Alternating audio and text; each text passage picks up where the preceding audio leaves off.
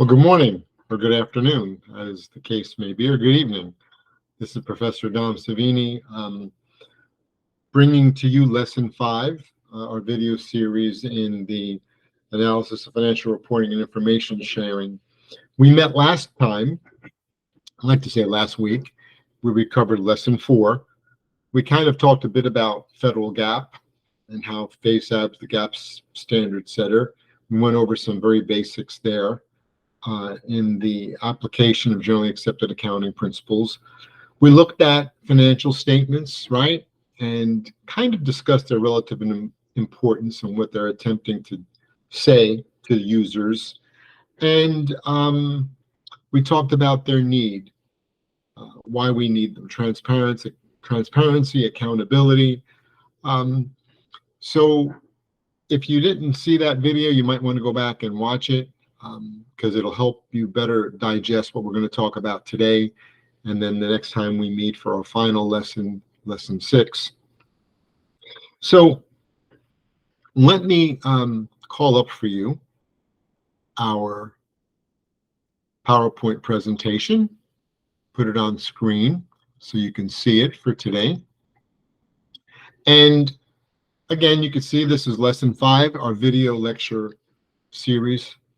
And today's learning objectives in blue will be numbers B and C, or letters B and C. We want to evaluate and judge the usefulness of the currently designed reporting, which we often refer to as a reporting model. In simple English, we want to look at, are these financial statements really doing their job? What is their job? Do users benefit from reading them? Do they meet the financial reporting objectives? C, then we want to kind of touch on where we are on the spectrum of information. Are we providing just raw data? Are we providing something more that's informative, such as information itself? Or are we providing the highest form of knowledge transfer, which would be, in essence, not just knowledge, but wisdom, insight? Where are we on this spectrum of knowledge transfer or wisdom transfer? Because at the end of the day, just knowing things, you can be a really good, contestant maybe on Jeopardy, right? But just knowing them and not knowing how to apply them and when to apply them is very limiting. So that's what we're going to talk about just a bit. You know about the disclaimer. I'll bypass this. Our outline today basically will be to look at explaining the significance and importance of this holy grail of getting a clean opinion, or what we now call an unmodified financial statement opinion. We want to discuss the value of these financial statement presentations and whether they really do provide utility to the user. We'll broach that a bit. We'll also, as I mentioned earlier, talk about the differences between raw data, information, knowledge, insight, wisdom. Where are we with all this? And to kind of finish off today's lecture, we'll look at Treasury's financial maturity model to see where our entity may actually be regarding its fiscal maturity. And are we at the infantile basis, if you will, or at the smoking hot, age group that I find myself in, right? Or you find yourself in. So we'll look at that too. Okay. So before we do that, let's look at the DoD challenges. When I think about the challenges specific to DoD, it's like the Tower of Babel. You remember the story there? They were trying to build a building, erect a building that could reach the heavens, right? And God confused the people by giving them different languages so they couldn't complete their tasks. And I often think of DoD this way. You have different cultures at DoD represented by the different agencies, the different MILDEPs, and certainly within the MILDEPs and the agencies, there are subcultures and systems and subsystems and feeder systems. And my God, there is really a disconnect in terminology at the very basic level, let alone cultural differences that drive them or might be exacerbated by them. So let's take a closer look at this Tower of Babel. One of the first things I wanted to bring to your attention is the difference culturally between the military side and, let's say, the administrative civilian side. There's a video clip here from Heartbreak Ridge, which really does it beautifully. Please forgive the French that you hear in the clip. If you're offended by some vulgar language, don't watch it. But I think Clint Eastwood does an excellent job here, kind of refocusing everyone's attention to the mission at hand and the actual objective, the core objective of why the Marine Corps needs to do what it needs to do in this little vignette, okay? Play that at your leisure and enjoy it. DODIG now, back in 2020, and folks, I didn't have time to update the slides, so please forgive me, but nothing really has changed significantly since January of 2020. The IG makes it a point that they really think getting a clean opinion is important and that it adds value because, of course, you have systems efficacy issues. They keep improving. Every time you use them, you audit them, you find areas where you can improve them, perfect them, address issues that Congress may need addressing that weren't addressed before. So we're basically, through the audit process, enhancing the informational value and utility of financial information. That really also would encapsulate operational and performance information, right? So the IG goes on to say here too that, the audit process and pursuing this quest of an unmodified or clean opinion in and of itself does also help us fix vulnerabilities, as you see here, in the IT systems, and also helps us to avoid fraud, waste, and abuse as you strengthen internal controls and processes, creating better accountability and oversight. So the IG makes a passionate, if you will, and very logical, sound argument that many within the federal financial community make, that the audit opinion in of itself brings a lot of positive good, and it needs to continue, okay? This quest, this work towards that holy grail. Now, I'll give you a different take on that shortly, but again, I wanted to just go over with you, I believe there are 24 reporting entities within DoD that receive audit opinions. And here you see where you've gotten the clean opinion versus the unmodified opinion, okay? Excuse me, I had to break away to just let the system know we're still interested in staying online. So here, for example, the Army Corps of Engineers in 2018 and 2019 achieved unmodified or clean opinions. You go to the Department of the Army General Fund at the bottom, they've gotten disclaimers where the auditors have said, we just don't know, we can't say. Right above them, you'll see the Medicare Eligible Retiree Healthcare Fund. They received qualified opinions. Qualified meaning not so good.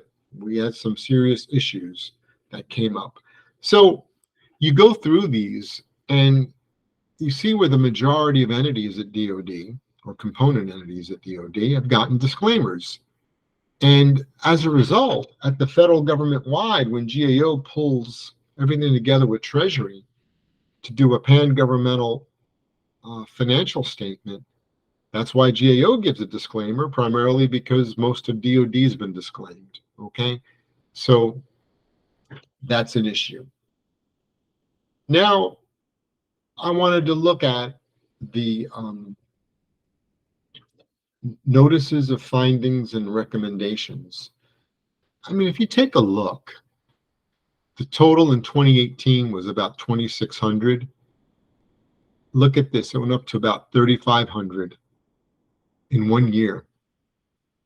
And you see a huge increase at the Department of the Navy, basically doubled. I mean, now these NFRs have to be processed, right? They've got to be studied, evaluated, analyzed, reviewed, commented on by the host agency or the auditee, communicated back to the auditor. And this back and forth dialogue takes time, resources. So understand, these are very significant challenges that DoD has and that the IG also has to monitor. Now, many of these notices of findings and recommendations are considered significant deficiencies. Some are considered material weaknesses. We'll see those momentarily. But the definitions are as you see them here. Really, a material weakness can be a single weakness or a group of different weaknesses or significant deficiencies, a group of them, that really prohibits management from detecting, preventing, I should say, detecting or correcting a material misstatement or an error that can wind up in the financial statements. So that's why it's material, because it could influence a user into thinking one way or another. That's a little different from a significant deficiency, which may or may not be material and may not lead to a material weakness. But these are typically lapses or absent controls in your control environment. They may not have a direct and immediate impact on the financial statements, but certainly they affect the underlying process, okay? Operational, business, whatever you want to call it, process. So you don't want to have significant deficiencies, okay? Because over time, they can get out of hand and they can lead to material weaknesses. Here's a list of material weaknesses. You could see, I think there are 3 pages here. The one that I typically relate to mostly is the inventory and related property, general property, plant, and equipment, because I follow those topics. But look at number 1, financial management systems and information technologies. It's a repeat finding. Suspense accounts in 2019 were added as new. And we can go down the list. Here's the second page. Real property was added in 2019. That was new. Joint Strike Fighter Program, a new one. MHPI, military base housing, a new one in 2019. And you kind of finished the day, I believe. Nope, here we finished the day with component level oversight and monitoring, 25 material weaknesses. That's nothing to shake a stick at. I mean, that's pretty significant, okay? These will take a lot of work to correct. Now, GAO answers a very simple question that many of us might be worried about.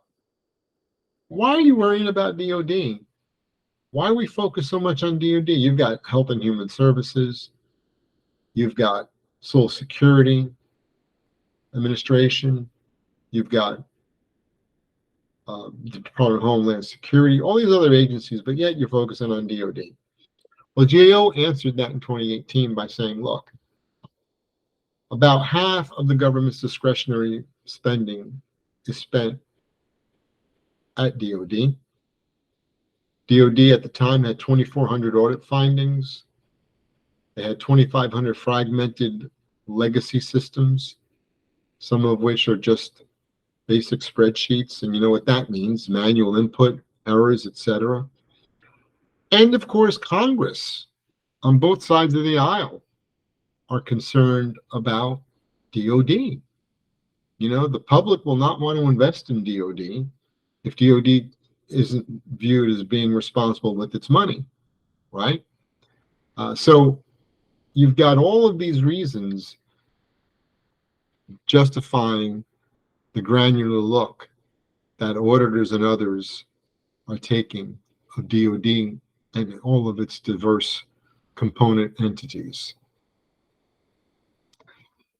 Now, an interesting paper done by the Institute for Defense Analyses, Dr. or Mr. Peter Levine, back in November 2016, he addressed the FIRE plan.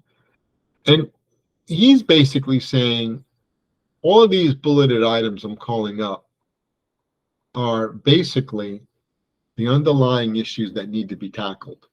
So his argument is just don't focus on the symptoms.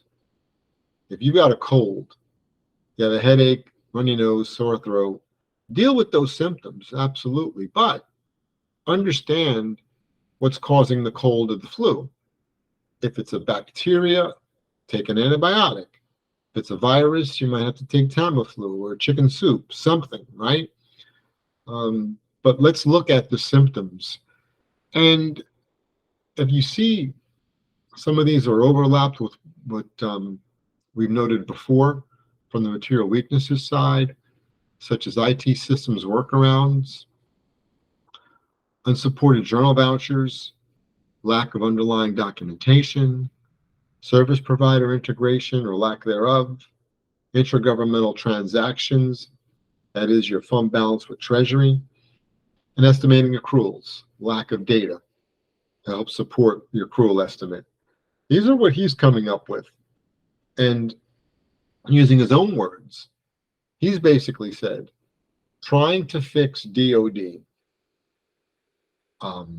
the way we've been doing it for the last however many years is like trying to change a flat tire on a car that's going 60 miles an hour.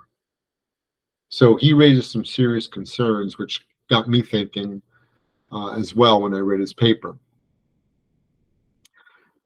GAO, of course, has DoD on its high risk list, and look at all the areas.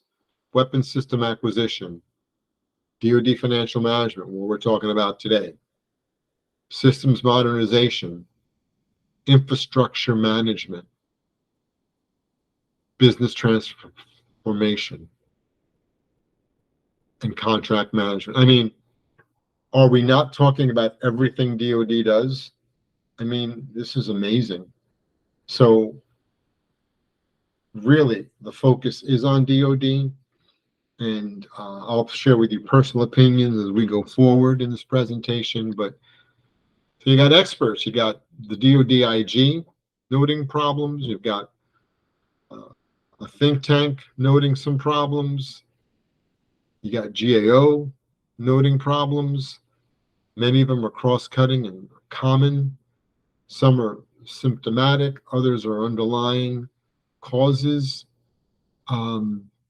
It's quite a Tower of Babel. That's what I call it. I did this for fun 4 years ago. I just Googled, and I shouldn't say Google, I did a search on the GAO website, DoD financial management, and look how many hits I got. 8,060 hits. Now, fine, you can say out of those, only 5,649 are reports here. But still, think about that. How many people had to review these 5,649 reports from the fact that GAO issued the report, DoD had to go through the audit, provide commentary during the audit, at the exit conference, then subsequent to the exit conference, provide rebuttals, work on corrective action plans. Think about the number of people and meetings and time and money spent to address all the findings in each of these reports. And you see, now granted, this may be over a period of 20 years. I don't know how far back the database goes, but it still has taken resources away from core functions. Okay, that's what one can argue. What are some of the challenges? I put these together myself, but basically, DoD is just too large and complex. It's its own economy. Okay, it could be its own country, and if it was, it would be bigger than Poland and slightly behind Switzerland in size. Okay, that means it would be like the 21st largest country in the world, DoD. Talking about the world, it's all over the world. It's got sites everywhere, as you can see here, with nearly 3 million military and civilian members. Now we talk about components in item number 2. They have different missions and operations, different cultures, different way of, executing their core functions. You got your combatant commands. You've got combat support units, logistical support, and the intel community, and then your fourth estate like DCAA and DLA. So just think about it for a minute. DoD is huge, and it's different, right? It's just huge and different. And, uh, I don't know how else to liken it. I like to bake and cook, but just imagine taking everything in your refrigerator and putting it in a pot of water and trying to make a soup out of it. Do you think it's going to be tasty? No, there's so many different ingredients and fruits and vegetables and meat that you have in your fridge. If you poured them all into a pot and cooked it, it can't be that good. And even if you could eat it, I mean, would it even be tasty? So again, you've got this huge entity, and we're trying to consolidate everything to make sense out of different fruits, vegetables, meats, liquids. Does that really make sense? Okay, think about it.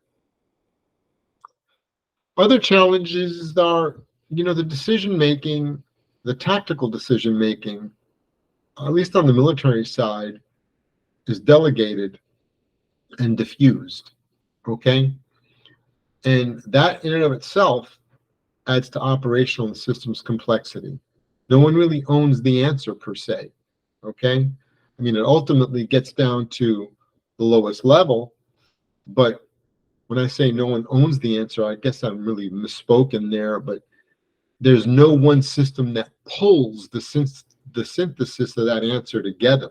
So it's hard to trace and find who might ultimately be accountable. Although conceivably you should be able to do that. But I do think it's very difficult in DoD's case. You have a rigid and bureaucratic organizational structure. It's resistant to change. Again, these are my personal views and opinions. No good deed goes unpunished, because it's not an environment where creativity is necessarily rewarded, because we're looking at efficiency in many cases, getting the job done as quickly as possible, as unimpeded as possible, and trying to bring about positive change, or any change for that matter, makes everyone stop doing what they're doing, and it creates a disruption. And if that disruption affects the military side, the operational side, that's not good. Okay. Item 5, the clean opinion ethos overshadows sound financial management performance initiatives. I mean, I've heard people at DoD tell me, isn't the goal getting a clean opinion? And I would always say, no. The goal is to improve your financial management and all the other issues that make you a high-risk agency that GAO's noted. That's the real issue. That, and of course, hitting your performance initiatives, making sure that the battles you engage with, you're fully equipped to win, right? The wars we're in, we're fully equipped to win. We want to make sure that if we're acting in a humanitarian capacity, we're doing it correctly. Whatever the case may be, it's just not getting a clean opinion that matters, okay? Because you can paper over a lot of problems, but have you really made positive changes in the area of financial management and performance initiatives? So lastly, or item 6 here, you have countervailing financial and economic incentives. And as some people have noted, we're keeping the auditing and consulting industry alive and well in the Beltway. And people who are critical of obtaining a clean opinion or this audit raised item 6, saying that, look, the audit costs alone are about $1 billion a year. That doesn't include DoD's internal costs to deal with the audit, to prepare for the audit, answer questions. Some are saying it's equal to $1 billion, so there's $2 billion a year being spent just to maintain the auditing and consulting industry here in DC, and I guess around the world, I should say, really. That's the criticism, okay? Now, if we think about possible solutions to these challenges, one of the things I want you to consider is, should we redefine and decouple the reporting entity to the lowest level? Meaning, similar to the Federal Reserve, where the Federal Reserve is comprised of the Board of Governors and the 12-member banks. They each issue their own financial statements. They don't consolidate to one, okay? Maybe DoD should do the same. Strip the Pentagon from everything else. Pentagon issues a separate statement. Separate financial statements then are issued by Army, Navy, Air Force, Marine Corps, etc. Because DoD-wide consolidation, again, is putting everything in that pot and hoping that once we're done cooking it, it smells good and tastes good and is nutritious. I don't know if that's the case, okay? So think about redefining and decoupling the reporting entity to the lowest level. Similar to this would be maybe looking at decoupling not by just lowest level, and I mean lowest level accountability, but maybe lowest level of mission and operation. Now, this is even more granular. Now, the biggest argument here is that audit costs, consulting costs will go up. Yes, they'll spike up for a few years, but afterwards, you will have fixed the underlying problems because you're not trying to tackle them from a DoD Pentagon-wide approach. You're actually going into the weeds, dealing with the details, and not forcing integration at the Pentagon level. I mean, to me, this integration of IT systems is really a problem. To me, that is something that appears to be, I don't want to say wasteful, but maybe not wise, okay? And that leads us to item 3. Is the financial statement audit the right type of audit? Or do we need to say, look, maybe we can just do with a review, which is a lower level of assurance, and not worry about a non-qualified or an unmodified opinion. Maybe just getting a review opinion would be sufficient. So these are things we should be thinking about because we're going on the 7th or 8th year that DoD is undergoing an audit, and we're still having issues. DoD has been talking about improving financial operations since the passage of the CFO Act, and that's going on 30 years, right? Plus, time to think. Now, item 4, again, should we maybe stop the audit quest for an unmodified opinion and focus on cost accounting and performance accounting. Use those dollars that we would spend on audit initiatives to really focus on how well we're capturing our cost by cost objective and assessing their efficacy through performance reporting. Would that be better? Okay. So anyway, things to think about. Lastly, an item here that was proposed by Mr. Nelson or Dr. Nelson, an armchair economist. He said we need to set up an independent civilian control board to oversee DoD because in his simple assessment, the military can't be trusted to necessarily follow what the civilians want. And the civilians, who are mostly politicals in charge or politicos in charge, are not always going to do what's best for the public. They're going to do what's best for their political party. So his point is set up an independent civilian control board. I have mixed feelings about that because ultimately the politicians are not going to hold a lottery and just select average Americans to sit on this board.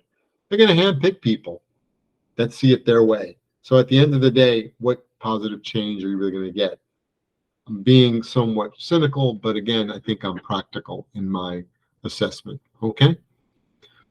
Lastly, I want us to look at the federal financial management maturity model that Treasury gives us.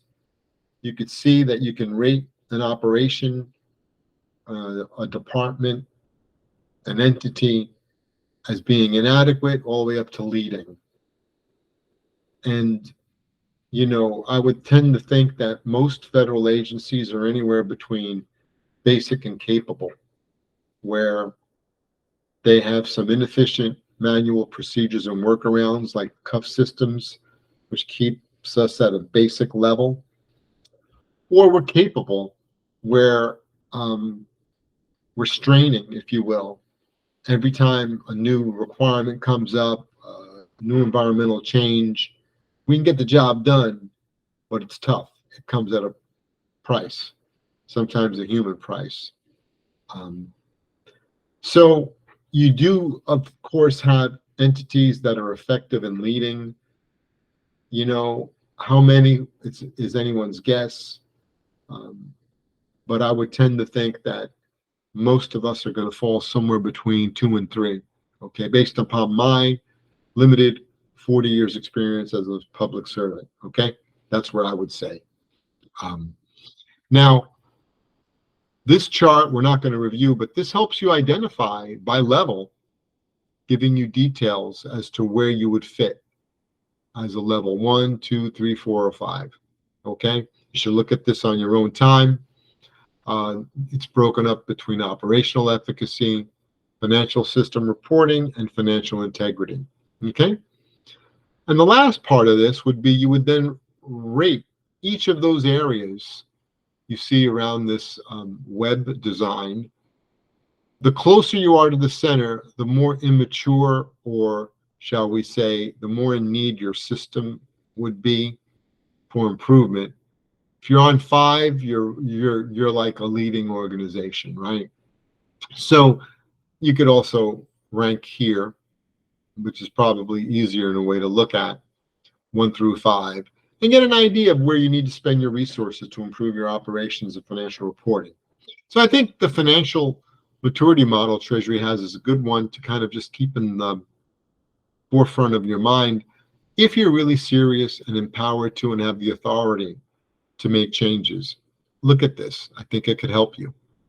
So with that being said, we've concluded lesson 5 today, and I'm going to just thank you for spending some time with us today.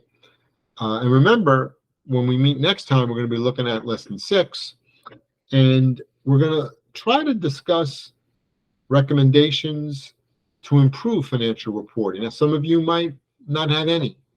You might want to just scrap it all together, as we've noted in some of the slides here, and refocus, you know, to performance auditing or managerial cost accounting. And we also want to then look at some ethical issues related to financial reporting. In some way, we're always going to have to financially report, okay? There's no doubt about it. It's a constitutional requirement for executive agencies. So DOD will never get away from not reporting financially. But are we doing the right type of financial reporting? Okay.